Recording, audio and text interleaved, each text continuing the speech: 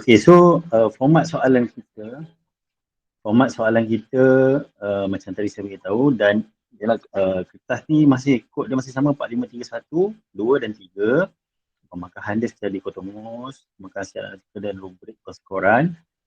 Dan kertas 3, analitikal berdasarkan rubrik perskoran. Baik, maksudnya apa? Bila keluar je soalan, nanti pemeriksa kertas akan berbincang dulu. Pemakahan tu bersetuju semua dengan dengan jawapan yang tu, baru akan penandaan. Itu di peringkat yang tinggi lah. Macam sebelum saya menanda kertas 3, kita akan pergi kursus dulu, kita akan bincang dulu, betul jawapan tu setuju semua, okey, terima. Dan kebiasaannya banyak jawapan-jawapan akan diterima. Okay? Jawapan-jawapan yang mungkin sebelum, kalau di sekolah, saya tak terima lah. Maksudnya, bila peperiksaan biasa kita tak terima, tapi di peringkat tinggi tu terima dengan keadaan yang sesuai lah. Tapi saya sendiri kalau di sekolah kan, kita akan ambil jawapan yang sebenar supaya kamu belajar jawapan yang tepat untuk menjawab soalan. Okey, baik. So arah kesukaran bagi kertas 1 tu tak banyak, rendah dia 20, 12 dan 8. Tu boleh bacalah nanti tengok pada tu. Semua dibenarkan menggunakan kalkulator saintifik. Okey, ni kertas 1, dia punya pecahan-pecahan dia. Ini kertas 2. Okey, so hari ni sebenarnya saya nak kita semua berfokus kepada kertas 2 sebenarnya. Okey, baik. Saya ada share juga dalam grup tu. Untuk kamu sendiri dapat tengok soalan, dan hari ni saya nak buka ya. Saya buka yang nanti boleh rujuk semula untuk rujukan kamu lah. Saya gunakan daripada seorang cikgu ni, dia dah buat dah macam ni, cantik dah, kita gunakan lah. Okey, baik.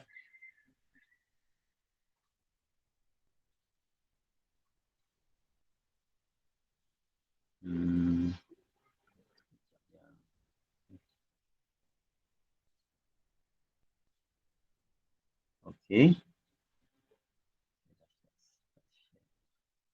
Okey, so yang ditunjuk ni masih samalah. Okey. So kita nak fokus pada kertas 2. Section A ni ada 8 soalan. Okey. Section A ada 8 soalan. Fokus pada 5, 6, 7, 8. Dia ada conceptualize, problem solving, penyelesaian masalah, dan penyelesaian masalah tu 7, 8. Alright. So 9, 10 gabungan, knowledge understanding, conceptualize, problem solving. 11 knowledge understanding, application and decision making. Baik.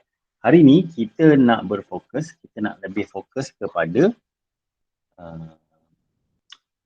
kepada soalan yang markah ini dulu. Siapa tahu soalan 10 markah ni soalan macam mana?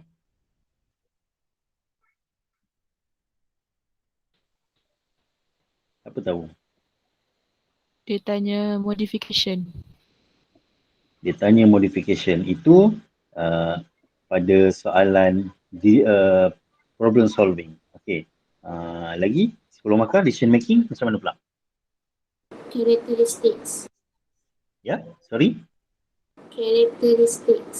Karakteristik ataupun bahasa mudahnya kita boleh faham kalau problem solving ni dia bagi satu situasi, kemudian dia nak kita modify, kita ubah suai dia bagi jadi lebih baik. So dengan tu alat yang kita ada mungkin jadi bertambah baik dengan keadaan yang kita buat tu. Itu 10 markah untuk problem solving. Tapi untuk decision making, kita buat pilihan yang terbaik untuk soalan yang diberi. Contoh dia ada bagi 4 situasi, kita pilih satu tu adalah pilihan yang terbaik untuk menyelesaikan masalah kita. Okey, boleh. Okey, dan kenapa saya fokus pada 3 soalan ni dulu, 10 markah ni, nanti sesi lain kita akan tengok lagi. Kita buat pelan-pelan je, tak apa. Mungkin kali ni kita buat sejam dulu ke, nanti kita sambung lagi. Okay? Baik. So, dalam tajuk problem solving dan decision making ni, kalau perasan section B, bahagian B itu 9, 10. So 9, 10 itu bermaksud ada 2 soalan yang akan membekalkan kamu dengan soalan problem solving, penyelesaian masalah. Maksudnya soalan bagi modification tu ada dua. So dua soalan itu akan akan diberi kepada kamu secara satu soalan tingkatan 4, satu soalan tingkatan 5. So selamat kan? Mana-mana pelajar yang prefer nak jawab soalan tingkatan 5, jawab tingkatan 5. Mana-mana pelajar yang nak jawab soalan tingkatan 4, boleh jawab soalan tingkatan 4. Tetapi pada section C terbaru sekarang ni, dia tidak bagi pilihan dah.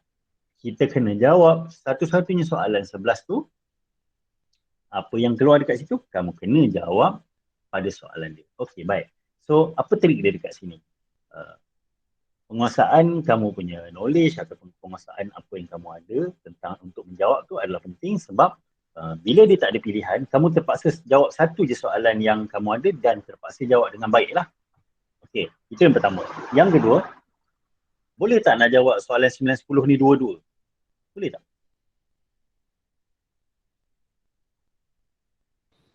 Boleh. Boleh jawab. Siapa lagi? Boleh tak? Boleh? Okey, baik. Boleh. Pada saya. Banyak pelajar cuba jawab semua soalan dengan harapan dia dapat markah banyak.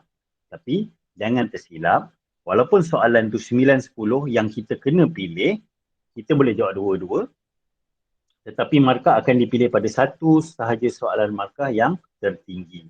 Dia tak akan gabungan ataupun dia tak akan ambil dua-dua. Itu yang pertama. Yang kedua, kalau saya dalam peperiksaan sebenar, gunakan masa kamu maksimum untuk menjawab soalan yang betul-betul pada kamu yakin nak jawab markah dia penuh. Kenapa? Kamu cuba menjawab soalan 9 problem solving, 10 pun jawab juga problem solving. Kamu dah peruntukkan masa mungkin untuk jawab 10 markah tu kamu gunakan masa dalam setengah jam mungkin kan. Kamu fikir kamu nak jawab kan. Tetapi setengah jam yang kamu ada tu kamu dah rugi dari segi menyemak, kamu rugi daripada soalan tadi. Contoh kamu dah jawab soalan 9, lepas tu kamu gunakan masa ambil untuk jawab soalan 10 sebab kamu rasa nak jawab dua-dua lah kan. Harap-harapnya dapat dua-dua markah tinggi kan, ataupun dapat salah satu markah tinggi. Masa-masa rasa-rasa macam boleh jawab soalan tu, tapi benda ni tak memberi kesan yang baik kalau kamu tak dapat jawab salah satu tadi markah yang betul. Ataupun ramai je pelajar dapat jawab dua-dua, markah tinggi dua-dua. Okey, bagus. Ramai juga yang jawab dua-dua tapi markah rendah dua-dua. Jadi rugi dekat kamu, rugi pada pelajar sebab dah menjawab dengan menggunakan masa yang diperuntukkan untuk yang lain tapi kamu guna untuk jawab soalan lain. Ada baiknya kalau masa yang kamu ada tu kamu semak dulu keseluruhan soalan, kamu dah confirm, dah selesai semua, dah perfect dah kertas kamu, dah tak ada apa-apa masalah dah. Then baru tambah satu soalan lagi untuk jawab soalan 10. Boleh faham yang tu?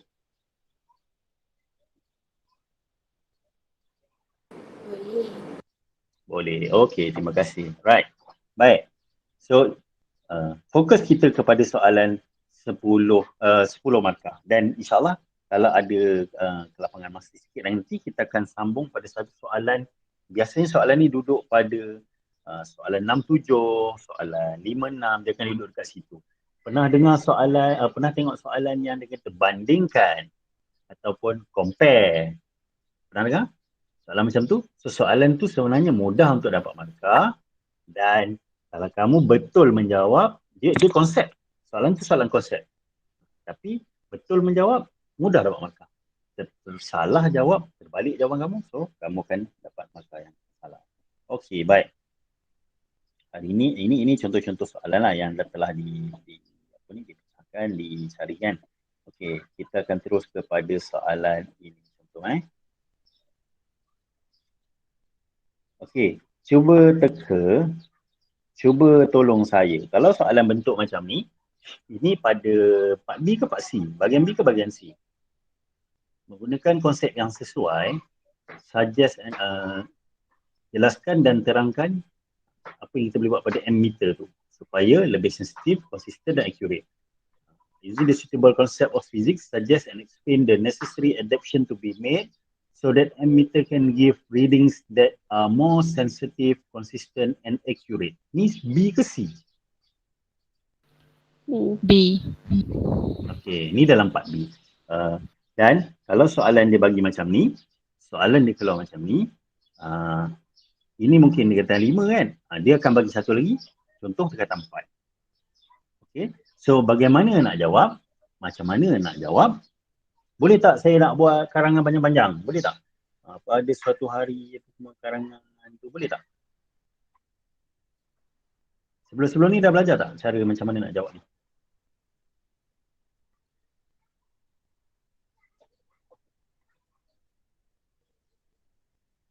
Ada tak? Belajar kat tuition ke? Belajar kat mana-mana ke? Belum lagi? Okay, right. Baik. So, untuk soalan berbentuk macam ni, saya suggestkan pada kamu, saya suggestkan pada pelajar untuk jawab terus dalam bentuk jadual. Okay, macam mana jadual yang kita nak? As simple as jadual yang berbentuk macam ini. Okay, minta maaf saya ada yang ni, dia bahasa Inggeris, saya ada share dekat kamu yang bahasa Melayu kan, tapi bahasa Melayu dia tak ada dalam jawapan, jawapan dia ada kat bawah nanti. Okay, so kat sini guys, kita ada 10 markah. Okay, kita ada 10 markah dan biasanya kita ada, tengok pada soalan 10 markah yang diberi akan bergantung kepada apa yang soalan bagi. Okay, so penting pada pelajar-pelajar, tak kira lah paper 1 ke paper 2 ke, bila kamu menjawab, kamu fokus pada soalan, baca betul-betul soalan, faham betul-betul soalan, then baru kamu menjawab. Gunakan masa tu dengan baik untuk baca. Macam saya kata tadi, kamu ambil masa untuk jawab soalan yang kamu baca sikit, kamu terus jawab. Merasa senang. Tapi rugi bila kita salah ataupun jawapan kita tak lengkap. Okay, cuba tengok soalan ni. Using a suitable concept. Gunakan konsep yang sesuai dalam fizik. Suggest and explain. Apa dia kata? Necessary adaptation to be made so that ammeter can give reading that are more sensitive, consistent and accurate. Then dia nak 2 precautionary step. Baik, dia dah bagi siap 1, 2, 3, 4, 5. Nampak tak ada berapa point dia nak kat situ? 5. Boleh? So, di sini ada 2, ni ada ni 3. Okey, boleh. Contoh Alright. So, pada kita punya contoh jawapan dia dah bagi siap-siap. Ada dekat sini dia bagi 4. 1, 2, 3, 4. Boleh ke nak buat 10? Ataupun kat sini lebih 1, 2, 3, 4, 5, 6 sebab 2 precaution. 2 precaution, 4 modification. Boleh tak nak buat? Ni dah kira lebih ni. Betul tak? Kenapa saya kata lebih? Kalau ikut markah, ini ada 1, 2, 1, 2, 3, 4, 5, 6, 7, 8, 9 dan 10. Okay. Okay, baik. So sebenarnya kalau kamu dah jawab cukup ikut pada soalan, soalan sebenarnya nak 10 markah, so kamu bagi 10 point. Okay, 10 point dekat sini, dia bergantung. Kalau pada satu ketika dulu soalan ini dia akan bagi apa 5 modification, apa 5 explanation yang kamu buat. So kamu dapat 10 markah. Tapi soalan boleh berubah dan selaras dengan kamu kan. Kamu zaman 421, zaman kebat semua ni. So sekarang dia boleh bagi macam ni. Contoh kamu kena bagi secukupnya lah. Kalau kita tengok kat sini kita ada 1, 2, 3, 4, 5, 6, 7, 8, 9, 10. 10 markah untuk total markah yang diberi pada soalan. Okey. Saya tak ada nak terangkan sangat apa dia modification, apa dia explanation yang diberi. Saya lebih nak beri pada kamu macam mana kita nak jawab. Okey. Baik. So, soalan boleh bagi kita pelbagai bentuk ataupun pelbagai contoh-contoh yang ada dalam kehidupan seharian. Contoh kat sini dia bagi berkenaan dengan ammeter. So, apa yang nak buat pada ammeter supaya sensitif, konsisten dan accurate? Mula-mula dia buat small size of scale. Scale dia kecil, scale dia rapat. Supaya dapat mengesan perubahan yang kecil pada arus yang diberi. Kemudian kita ada juga mirror strip. Mirror strip ni kat mana ni? Galur cermin ni. jalur cermin kat situ supaya kita dapat elak parallel error. So, nampak? Kemudian kita ada zero adjuster. Ini pada alat memang biasalah, kalau kita nak calibrate satu alat, kita nak check dia sama ada bacaan dia betul ke tidak, kita perlu ada zero adjuster. Contoh, kamu pergi beli gula dekat kedai. Penimbang gula tu bermula pada angka 1. Kamu beli gula 2 kilo. Kita letakkan gula, kemudian penimbang tunjuk 2 kilo. So kamu pun ambil buat balik gula. Cukup tak gula kamu 2 kilo? Tak. Tak cukup. Kenapa? Kenapa Wahidah? Sebab tak mula daripada kosong. Yes. So pentingnya zero adjuster. Kenapa? Gula tadi dah kurang 1 kilo dekat situ. Rugi kan? So biasa kalau pergi kedai, pastikan penimbang dia, penimbang pakcik ni tak duduk kat kosong ni. Pakcik boleh adjust dia balik bagi kat kosong. Sebenarnya kalau zero adjuster penimbang kat kedai tu, dia ada pusing je, punat kat atas tu. Siapa yang biasa meniaga kan? Siapa Syairah ada Syairah? Syairah meniaga kan? Ada tak? Ke Ali ke? Ali mana Ali? Meniaga biasa dia tahu benda tu. Dia akan adjust penimbang tu supaya duduk di kosong balik. So itu zero adjuster. Kemudian lighter needle pointer. So pointer tu ringan dan kita kata dapat kesan. Kenapa needle pointer tu ataupun kita kata jarum penunjuk tu halus, menipis, dia ringan dan dia akan mudah nak kesan sebarang perubahan. Okey, boleh? Saya punya needle.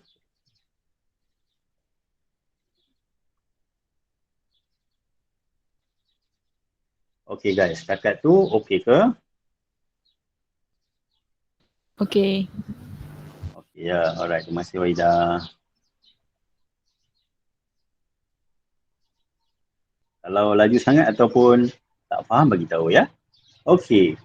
So, ini kaedah menjawab. Baik, saya nak terangkan kenapa saya nak kamu pelajar-pelajar jawab dalam bentuk table. Kenapa? Siapa tahu? Siapa dah pernah tahu kenapa mesti dalam table? Sebab apa? Akan ada nanti dalam exam terutamanya lah, kalau ada kawan-kawan kamu ada hal hari ni tak dapat join kan, tak apa, saya ada rakaman, nanti saya bagi. Dia tak tahu, then dia mula dengan jawapan, dia pun cerita, buat contohnya buat macam karangan lah. Contoh kat sini emitter kan. Emitter mestilah dibina dengan skala yang kecil supaya dia dapat mengesan perubahan yang kecil pada arus. Kemudian mestilah emitter juga mestilah ada strip cermin ataupun pemantul cermin di belakang skala, di skala supaya mengelakkan alat paralel. Dia boleh jawab macam tu kan? Betul? Jawab dalam bentuk karangan. Tapi kenapa saya tak suggest untuk kamu buat, dan sebenarnya di peringkat pemeriksaan, di peringkat memeriksa kertas sebenarnya, memang kalau saya lah nanti bila kejap exam nanti, kamu punya exam nanti insyaAllah ada bentuk-bentuk macam ni, saya terus bagi scene je, saya tak ambil markah. Kenapa? Saya sangat tekankan kamu mesti buat table. Kenapa? Siapa tahu?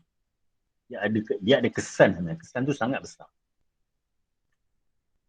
Siapa tahu? Siapa pernah dengar kenapa mesti buat macam ni? Ada tak? Ke tak tahu, tak pernah tahu?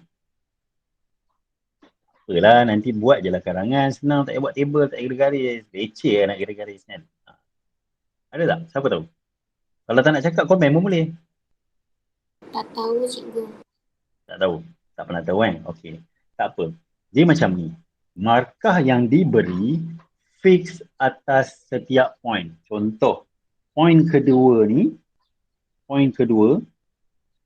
dia memang fix untuk, contohlah, kalau kamu bagi apa-apa pun, contoh macam ni, susunan kamu dah lari sikit, dia akan lari atas bawah lah. Contoh, ini letak dekat atas, buat parallel error dekat nombor 1, zero error ni dekat nombor 4, macam tu lah contoh, dia berubah-ubah gerak macam tu. Tetapi, bila markah diberi, dia markah akan ikut pada point. So, kamu ada bagi point tu, kamu diterima. Ada bagi setiap point tu, diterima. Sekejap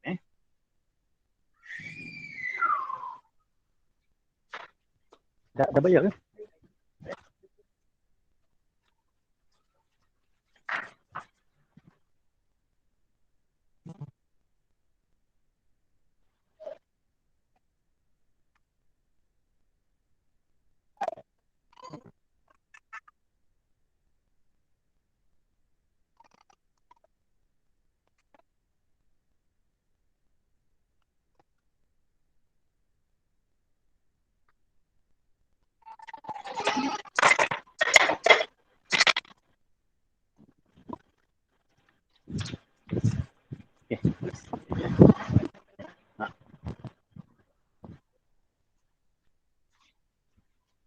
guys, sorry. Ada iklan jap.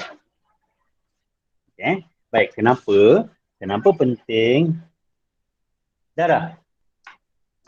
Okey, kenapa pentingnya kamu buat dalam bentuk table? Sebarang poin yang diberi akan diterima markahnya. Contoh, kamu ada state tak change in current flow? Bagi tahu tak? Ada perubahan, dapat mengesan perubahan. Ada beritahu tak? Mengelak parallel error. Ada beritahu tak? To avoid the zero error. Ada beritahu. So ada, so kamu dapat point. Berbeza dengan kamu buat karangan. Contoh, kamu jawab contoh zero adjuster so that can detect smallest change in flow, in current flow. Jawapan dua-dua ada kan? Ada kan? Tapi jawapan tu kamu dah jawab contoh zero adjust, the emitter must have the zero adjuster so that can change the can detect smallest change. Mesti ada pengubah kita kata apa ni adjuster kosong ni, pengubah skala kosong supaya dapat mengesan perubahan kecil. So jawapan kamu tak tally tau. Jawapan tak tally, tapi kamu buat dalam bentuk ayat, satu ayat panjang, kamu terus salah dua-dua. Tetapi kalau kamu automatik buat dalam table, pemeriksa masih ada peluang untuk memberi markah pada kamu. Even kedudukan tu tak sama sebab dia detect, oh point ni ada, point sini ada. Faham? Boleh? Faham. Okay, right, baik. Terima kasih. Alright, so itu soalan yang pertama, ini bab tingkatan 5. Okay, yes. Ni bab tingkatan 4 pula. Lori, soalan favourite ni. Okay, tadi kat sini kita tak ada konsep yang macam, kita adalah konsep-konsep biasa macam parallel error, zero error. So kalau tengok Lori ni, siapa ingat lagi? Cerita pasal Lori kat sini, dia pergi pada satu konsep yang sangat jelas kat situ. Dia cerita pasal apa ni sebenarnya? Dia tanya pasal apa? Kalau Lori ada beban ni kat belakang, ada mesh kat belakang. Yes, soalan inertia. So bila cerita soalan inertia, ada tajuk yang kita belajar, modification pada kereta, modifikasi pada kereta ataupun kenderaan supaya mengurangkan kesan inertia. Okay, so tengok soalan ni dia bagi explain the suitable loaded lorry which can carry liquid such a petrol. Dia ada cakap apa-apa, dia ada bagi tahu nak precaution ke apa, tak ada. Dia bagi tahu lori ni nak bawa petrol. So modify dia supaya dia selamat. Okay. Secara umum dia, kita tahu lori massnya mesti besar. Bila mass besar, inertianya akan jadi besar. Okay, boleh? Right. So dekat sini jawapan dia bagi 4 je. Sepatutnya kita boleh tambah. Dia boleh jadi 10 sebab setiap satu point tu satu markah untuk modification, satu markah untuk explanation. So sepatutnya dia kena ada 10 markah. Okay guys. Tengok dia bagi modification dia. Use ABS, air brake, kemudian use 2 tire. Dia ada 2 tire setiap tu. Okay. The load of lorry should be divided into many small tanks. So saya tak ada nak explain sangat kenapa yang sebelah kiri ni. Saya nak nanti kamu buat kenapa dia perlu macam tu. Ataupun kamu baca sini kenapa dia perlu macam tu. Baik. So adalah sedikit-sedikit point yang penting. Contoh dekat sini. Dia ada ABS ataupun air brake. Siapa ingat lagi apa maksud ABS? Siapa ingat lagi? ABS ni dia satu teknologi pendekaraan yang memang daripada dulu sampai sekarang kenderaan pakai. Even sekarang ada motor-motor besar, motor superbike pun pakai ABS. Siapa tahu? Guys? Tak tahu? Tak tahu. Tak tahu. Siapa lagi yang ada ni? 30 orang. Ya? Airbag system. Betul ke ABS tu airbag system? Tak tahu. Yang lelaki. Come on guys. Ali ada tidur kali. Anti-lock brake system. Yes, anti-lock braking system. Okay, apa beza anti-lock braking system dengan airbag system? Yes, good. Bagus. Lelaki mesti tahu, takkan tak tahu kan. Lah, hilang pula dah.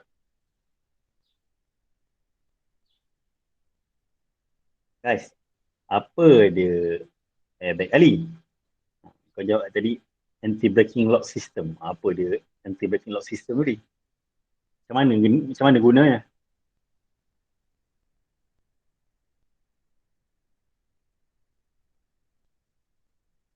Ali, kau kedai kat rumah Ali?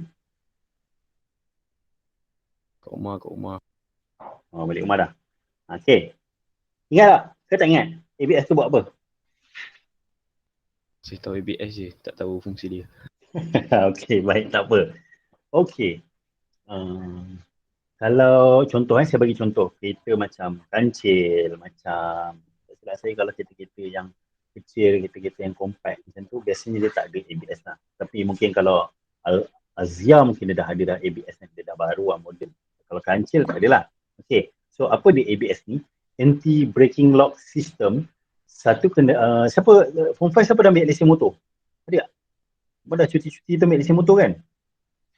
Form 4 boleh ambil lesen motor tak? Form 4 tak boleh lagi Tak ingat lah saya, boleh ke tidak. Siapa dah ambil lesen motor? Ada soalan sikit. Ada tak? Dia semua tak boleh lagi? Boleh? Saya cikgu. Wahida dah ambil lesen motor kan? Lulus tak? Lulus? Okey, saya nak tanya. Waktu buat emergency brake, cikgu sekolah mandu ajar buat macam mana? Bawa laju. Lepas tu Kemudian waktu tekan nak brake berhenti kuat-kuat. tu tekan dua-dua. Brake bawah dengan atas. Brake atas dengan brake bawah. Dan Tekan tambah. je terus kuat-kuat. Macam tu? Betul ke? Ya, bawa laju-laju dulu. Lepas tu sampai Okey. satu garis tu Garisan stop tu, kan. Stop lah. Tekan dua-dua tekan sekali. kuat. Tekan sekaligus kuat terus macam tu. Ya. Betul tak? Tak ingat? Ada sesiapa yang lelaki? Come on guys. Lelaki mesti tahu. Nyamuk cikgu, nyamuk. Nyamuk? Nyamuk.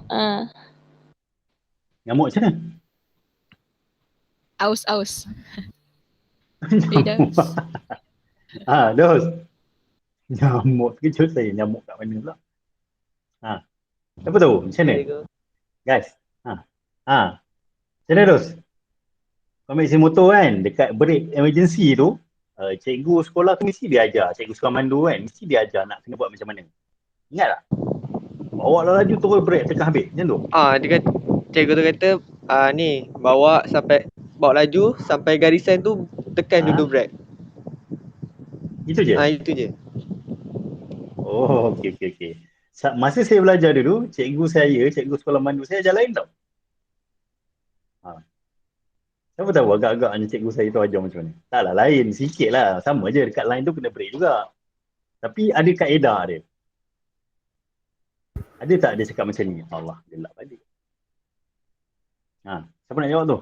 Cuba. Tekan brake tu slow-slow. Tekan break tu slow-slow.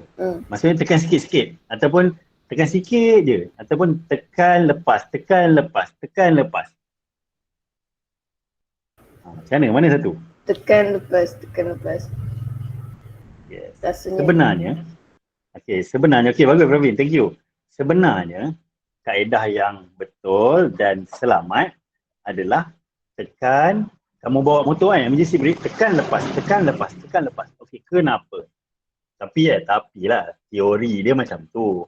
Tapi rasa-rasanya kamu dah lah baru belajar bawa motor kan. Lepas tu time tu cikgu tu suruh pula, okey nanti waktu dekat emergency brake dekat garisan tu, kamu kena tekan lepas.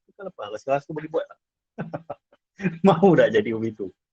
Sila tak tekan, tak lepas pun tidak, tekan pun tidak, terus jalan je. Tak gagal terus kan, tak boleh kan. Tapi, apa yang saya nak cerita sebenarnya, apa ABS ni buat, sistem ABS tu dah buat, bila kita tekan brake motor, dia automatik memberi kesan macam kamu tekan lepas. Kenapa? Apabila motor kamu traction tayar, friction tayar dengan jalan, geseran tayar dengan jalan tu, bila dia dah berpusing, kamu tekan terus berhenti tayar. Apa yang berlaku? Apa yang berlaku guys?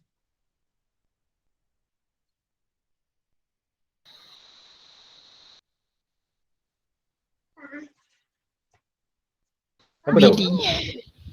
Willy. Willy tu. Bila kita tekan emergency brake, tekan terus berhenti motor, confirm tayar tu berhenti. Tapi motor berhenti tak? Jadi drift ke? Jadi drift. So apa jadi? Motor kita, tayar dah tekan brake, emergency brake. Cikgu cakap nanti sampai dekat garisan, tekan brake dua-dua. Brake depan. Bila kamu tekan je dua-dua, dia sliding ke depan kan. Okay, bahaya tak kalau kita bawa kereta jadi macam tu? Sangat bahaya. Kereta boleh sliding terus ke depan. So apa ABS buat? ABS akan bagi kesan tayar tu berpusing, berhenti. Berpusing, berhenti. Pusing, berhenti. Dia masa dia brake tu, kamu tekan brake sekali tapi tayar kamu jalan stop, jalan stop, jalan stop. So dia akan kawal kereta kamu supaya tidak jadi sliding. So kat situ kalau perasan dia bagi prevent wheel lock, mengelakkan tayar terkunci. Wheel does not lock. Itu kesan ABS yang paling baik dan teknologi tu masih digunakan sampai sekarang. Okay guys, so hari ni actually selain daripada kita bincang bentuk cara menjawab macam ni, saya nak kita juga boleh kaitkan. Contoh, kita semua biasa naik kereta tapi kita tak pernah naik lori. Betul? Saya pun pernah naik lori tapi taklah pernah naik lori tanker ke lori besar macam ni. Okay, so kat sini apa term-term ataupun maklumat-maklumat yang kita boleh tahu berdasarkan pengalaman kita naik kereta yang kita boleh apply dekat sini. Saya suka gunakan cara tu sebab apa? Kadang-kadang contohlah soalan dia bagi bina sebuah bot yang dapat dibawa di lautan yang sangat bergelora. Contohlah soalan macam tu kan. Siapa, berapa orang dekat kelas yang hadir hari ni, yang ada dengan kita hari ni pernah naik bot? Dengan pandemik macam ni, dah lama tak naik bot ataupun pernah lah naik bot? Pernah tak? Siapa pernah naik bot? Ataupun tak pernah pun naik bot? Tak pernah. Tak pernah kan? Okey, so Anis kata tak pernah. Ada yang pernah, ada yang tak pernah. Soalan keluar pasal naik bot. Kamu nak cerita apa naik bot? Naik bot ni kena pakai tali pinggang keledar macam tu. Macam mana? Mungkin kamu nak cerita macam tu? Bila kita duduk di atas bot, mestilah memakai tali pinggang keledar. Tak pernah naik bot kan? Ada tidak tali pinggang keledar? Ada lah kot, bumpuh je lah kan. So, kadang-kadang maklumat-maklumat yang kita pernah belajar ataupun benda yang berkaitan kita boleh guna. Contohlah naik bot, kamu mungkin boleh pernah naik kayak. Kat situ kita boleh apply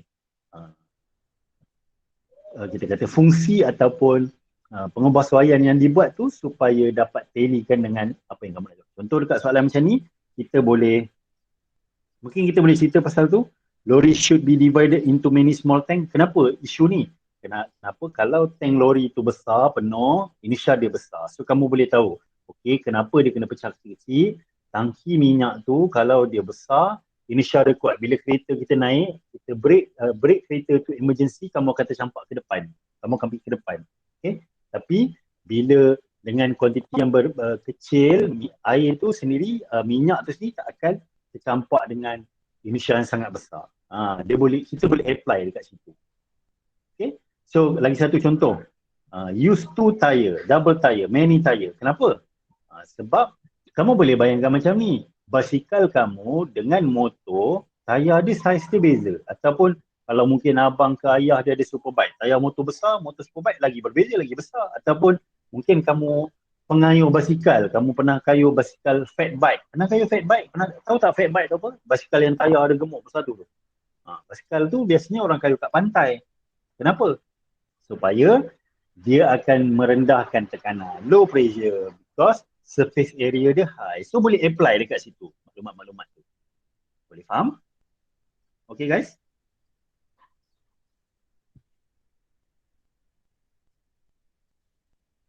Boleh? Okay, so soalan masih lagi pasal kereta. Yes. Okay guys. Soalan ni pula minta modification kereta itu jadi safe racing car. Oh, dia pakai kereta apa ni? Mustang, Ford Mustang. Safe racing car. Saya suka tengok kalau kat Netflix kan, dia ada cerita pasal apa tajuk dia, dia modifikasi kereta, dia tak kisah tau, kereta mahal ke kereta murah, kereta lama, kereta baru, dia modify, dia masuk pertandingan tu kena lepaskan tas dia, kena drift lah, kena naik bukit dia, turun bukit, kena apa tu, dia ada masuk dekat air, dia cerita kat Netflix, kalau siapa biasa tengok kat Netflix ada cerita.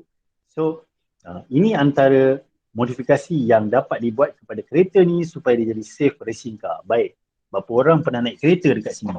Cuba angkat tangan.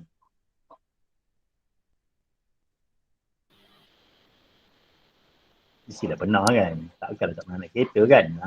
Tapi berapa orang pernah naik racing car? Siapa pernah naik Tak racing pernah. car? Saya pun tak pernah kan? Cakap je pandai lah. Tak pernah, tengok kat TV je. Pernah tengok kat TV je. Baik. Tapi dengan ilmu yang kita ada, secara teorinya kita boleh agak-agak apa yang dia nak buat. Okay, contohlah aerodynamic shape ni standard lah. Standard jawapan yang kita boleh guna aerodynamic shape, bentuk aerodynamic untuk mengurangkan friction, untuk mengurangkan air friction ataupun rintangan udara. Baik, bahan dia mesti ringan. Kita tahulah kalau kita perlumbaan ni biasanya dah tak ada apa dalam kereta tu, ada rangka dia. Macam tu. Dia accelerate, dia cepat, dia akan mengucut dengan cepat. Okay? Kemudian bahan dia mesti bahan yang kuat. Sebab apa? Kereta perlumbaan kalau berlaku kemalangan ke atau terbabas ke, dia dengan kelajuan sangat tinggi. So dia tak pecah, dia tak patah. Ada tengok tak baru ni viral kereta Myvi renyuk ke langgongan lori tu? Ada tengok tak? Kesian orang tu. Renyuk kereta tu. Lepas tu dia keluar dari kereta tu, orang tepuk tangan. Ada tengok tak? Viral tak tu? Cuba dia tengok. Okay? Baik. Kemudian tayar dia ada more tread. Ada bunga yang banyak. Okay, ini adalah isu-isu. Contoh ataupun kenapa saya kata ada isu, setengah-setengah tayar ni dia banyak tread untuk mencengkam. Setengah tayar dia tak ada langsung tread tapi dia tak ada bunga, tapi material tayar itu sangat mencengkam dengan jalan. Kalau kamu perasan tengok motor GP ke, kereta lumba Formula 1 ke, tayar dia ada bunga tak? Tak perasan. Ada bunga banyak ke bunga sikit? Siapa pernah tengok? MotoGP lah senang kan. MotoGP tayar besar tu. Bunga banyak ke bunga sikit? Sikit. Sikit, yes. Bunga dia rata je kan. Tak ada bunga banyak lah. Kalau kamu lelaki tahulah beli motor pakai tayar sotong, tak ada bunga banyak kan.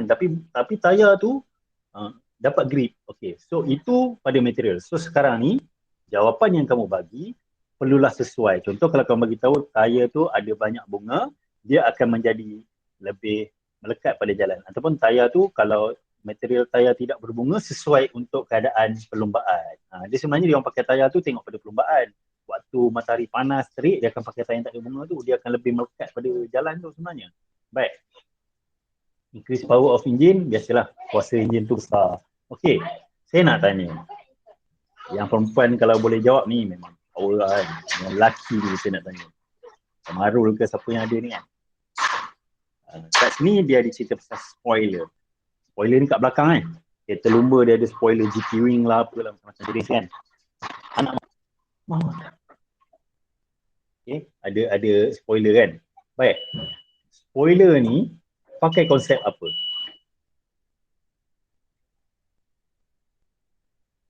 Yang kalau ada perempuan nak jawab orang boleh je. Tak ni power tu. Spoiler ni pakai konsep apa?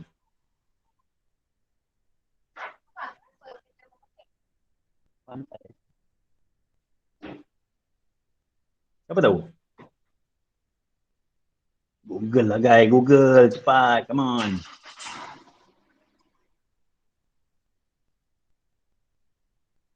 Tak ada. Tak tahu kenapa guna spoiler. Cantik-cantik je cikgu letak kat belakang. Kamarul, tak tahu Kamarul?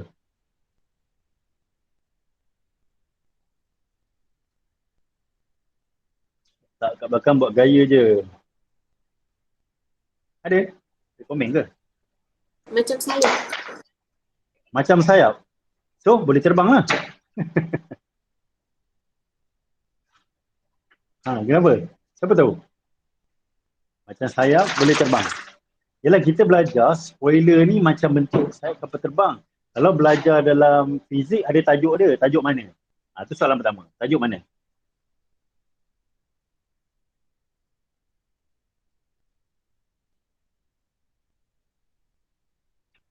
Come on guys.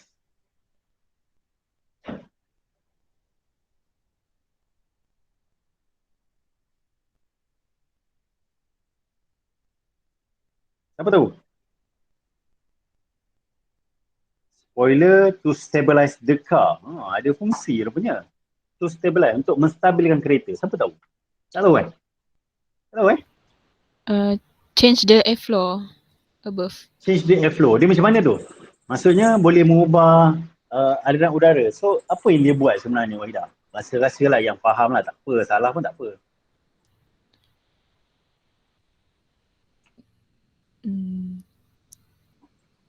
Dia halang Ada idea udara dekat belakang Halang kereta udara. kot. Supaya? Kenapa kena halang udara? Halang udara jadi perlahan lah dia. Kereta lumba nak laju. Pening pula, tak pernah tahu pula kan. Okey, tak apa. Balik ni. Nanti boleh tengok dekat YouTube ke dekat mana-mana yang kamu rasa kamu boleh suka nak tengok kan. Kenapa kereta perlumbaan lah, kereta race, Formula One, okay? Kereta NASCAR ke kereta race yang laju-laju ni, dia ada spoiler. Baik, kalau perasan, Formula One ada spoiler. Spoiler Formula One ada dua. Kat depan, kat mana? Kat depan bawah. Bahagian bawah muncung tu, kat bawah tu ada spoiler juga. Dekat belakang dia pun ada spoiler juga. Okey, baik. Kenapa rasa-rasanya ada spoiler? Kalau kereta biasa dia ada spoiler kat belakang dia, selalunya kat belakang lah. Adalah sikit-sikit spoiler-spoiler kecil kat depan tu. Kenapa ada macam tu? Okey, baik. Kita belajar dalam fizik tingkatan 4, tajuk Bernoulli Principle, prinsip Bernoulli. Siapa ingat apa kita punya definition prinsip Bernoulli? Guys? Siapa ingat?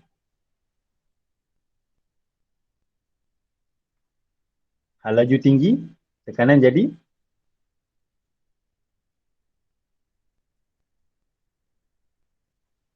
guys? Hal laju tinggi, tekanan jadi hal laju tinggi, tekanan jadi rendah. Di tempat hal laju itu tinggi, tekanan jadi rendah. Ingat lagi? Okey. Jadi, apa yang berlaku pada kapal terbang? Kapal terbang ada bahagian atas sayap dia yang udara lalu bahagian atas kan. Dia bahagian atas tu cendong macam tu kan, bawah dia rata kan. So, apa yang berlaku bila kita ada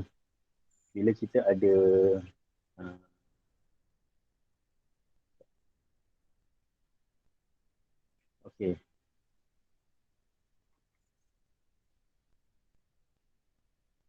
Baik, bila kita ada sayap kapal terbang, okey, sayap kapal terbang dia bentuk bawah dia rata kan. Bawah dia rata, atas dia macam tu. Atas dia condong macam tu kan. Atas dia macam bukit sikit tu turun. Baik. Bentuk ini akan menyebabkan sayap tadi bila udara lalu, maksudnya udara lalu dari depan, bahagian atas ni laju udara tu tinggi, bahagian bawah laju dia sama. So, apa yang berlaku situasi ni, berlaku perbezaan tekanan bahagian atas dan bahagian bawah. Bahagian atas tekanan udara itu tekanannya rendah. Okay, kenapa tekanan rendah? Sebab hal laju dia tinggi.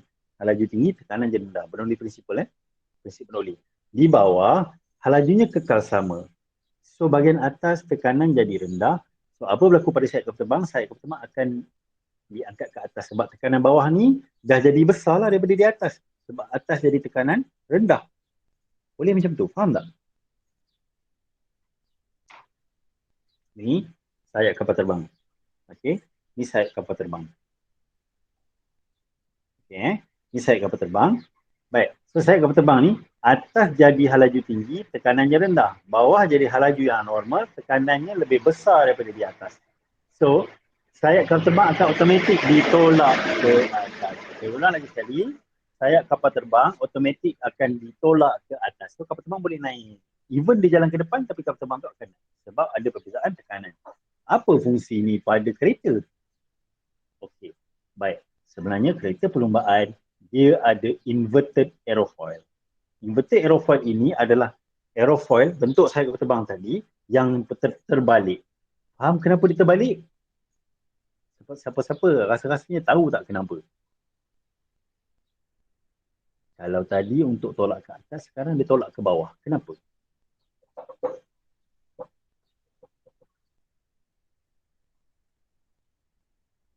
Guys.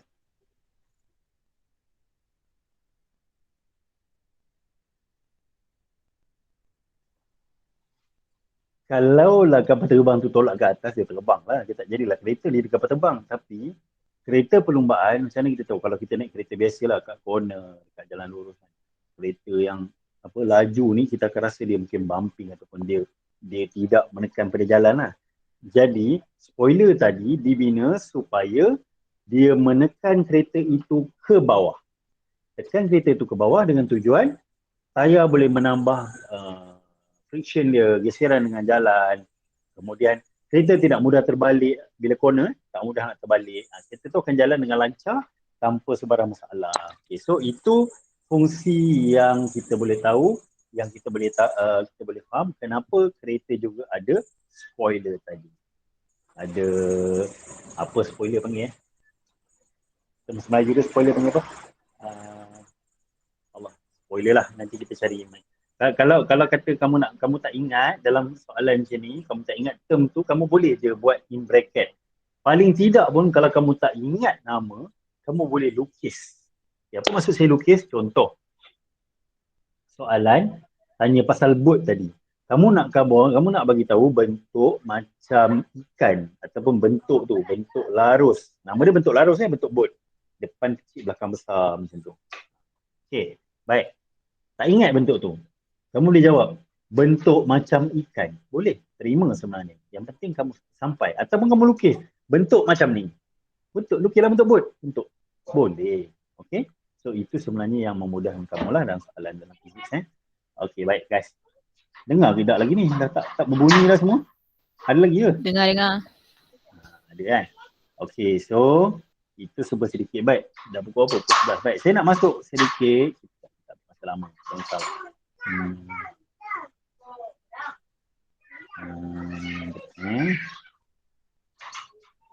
Kita masuk satu soalan modifikasi. Part C pula, soalan tak ada pilihan tadi. Kalau part B ni soalan boleh pilih, tapi part C, bahagian C tak boleh pilih. So, tengok contoh.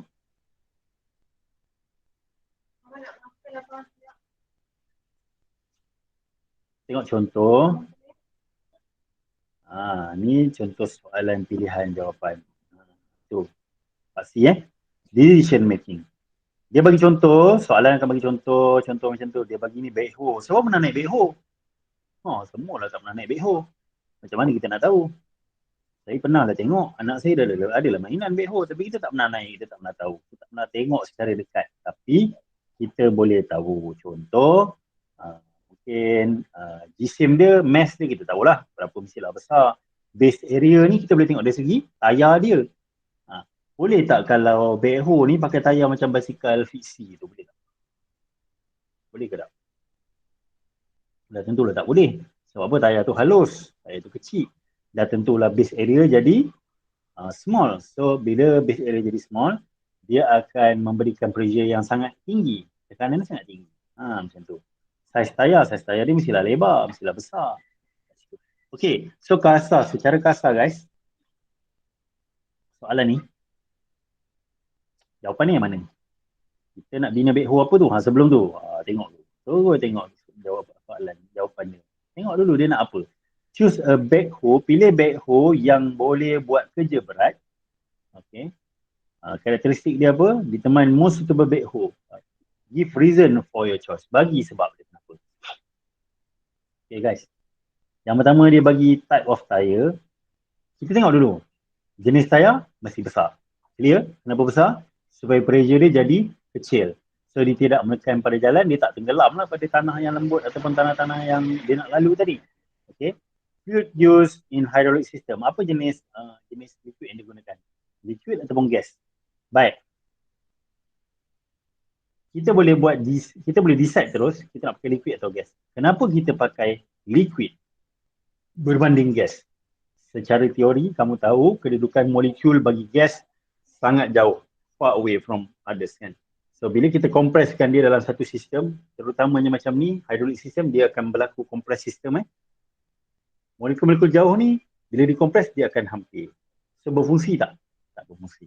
Liquid molekul dia hampir dekat, tapi bila dikompres dia dapat berfungsi. Okay, baik. Mass, boleh ke massnya kecil? Tak boleh sebab dia nak angkat benda berat, dia mesti ada mass yang besar. Kemudian base area mestilah besar dengan center of gravity mestilah rendah. So jawapan dia apa? Jawapan dia apa? Tengok boleh tahu dah ni. Guys, jawapan dia apa? Saya pilih P. Kita pilih P. Kenapa P? Sebab tayarnya besar, sebab dia gunakan liquid dalam hidrolik sistem dia, jisimnya besar, base area dia besar dan center of gravity-nya adalah rendah. Pusat gravitinya adalah rendah. Okey, baik. Macam mana nak jawab? Cikgu. Pertama juga bentuk jadual. Ya. Oh, dah. Yang center of gravity tu dekat mana cikgu? Okey, yang- macam ni.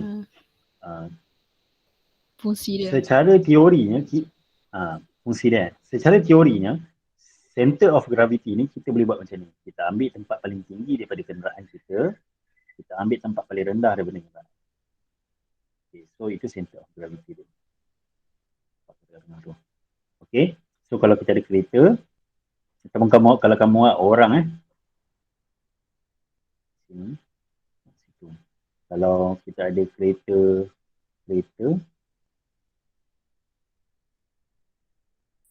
kita boleh ambil sini lah. So center gravity di situ. So lebih rendah center of gravity, lebih stabil ataupun tidak mudah terbalik. Boleh Maida? Faham?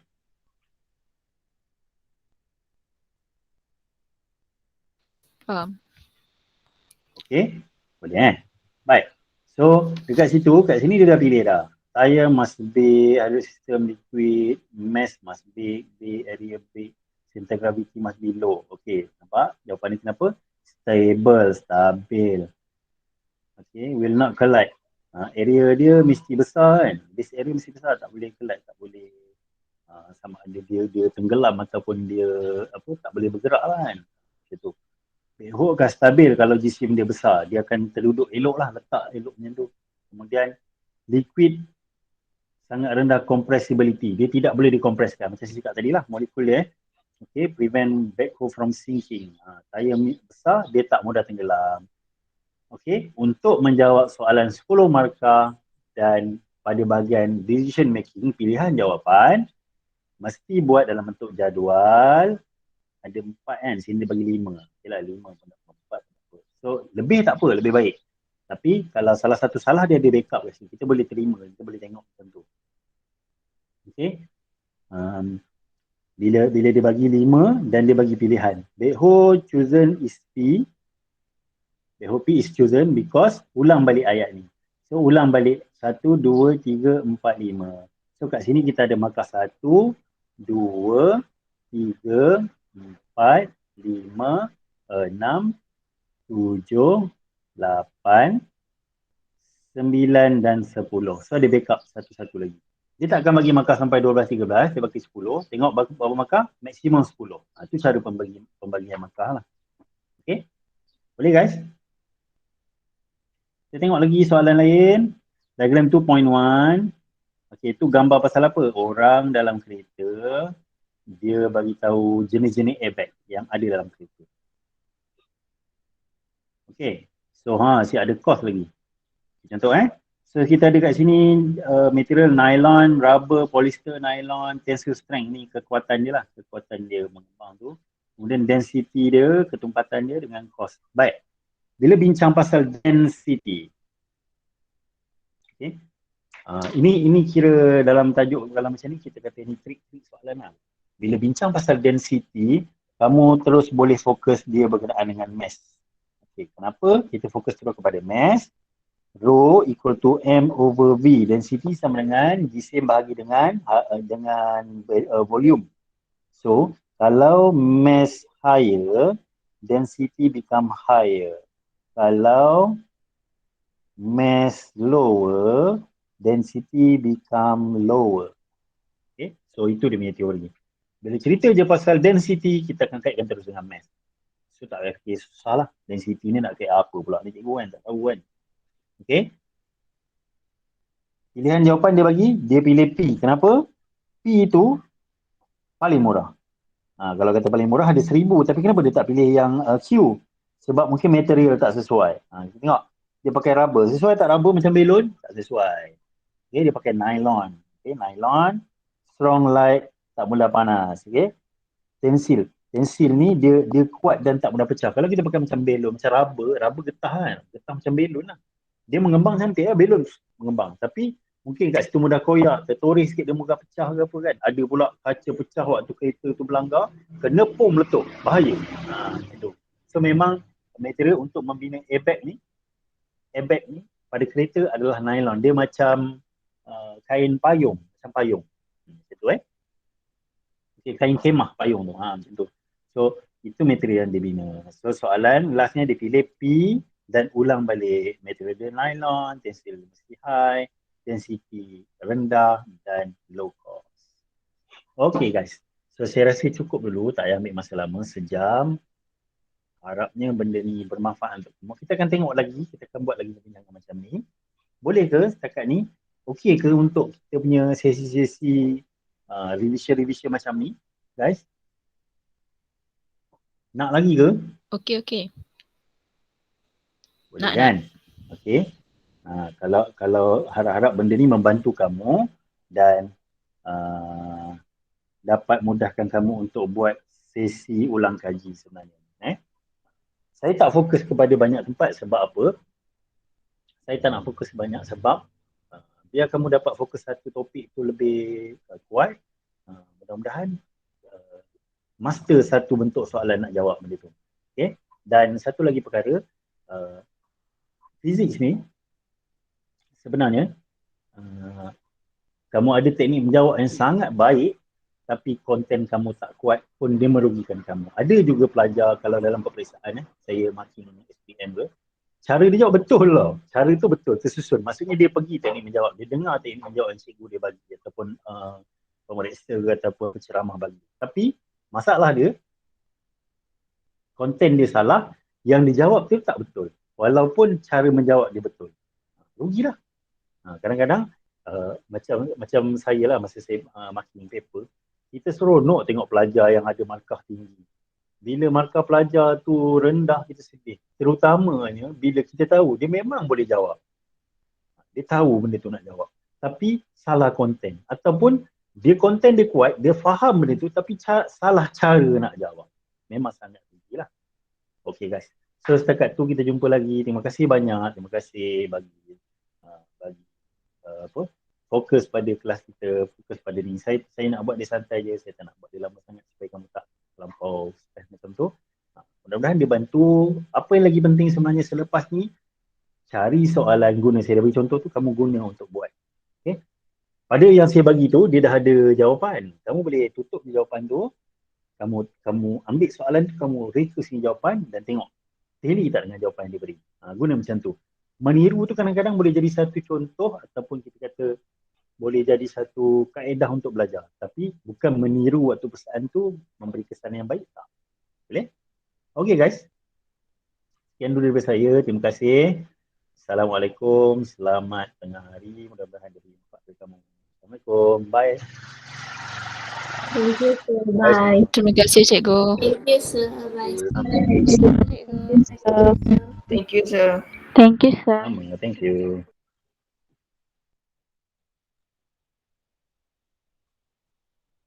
Okay, thank you.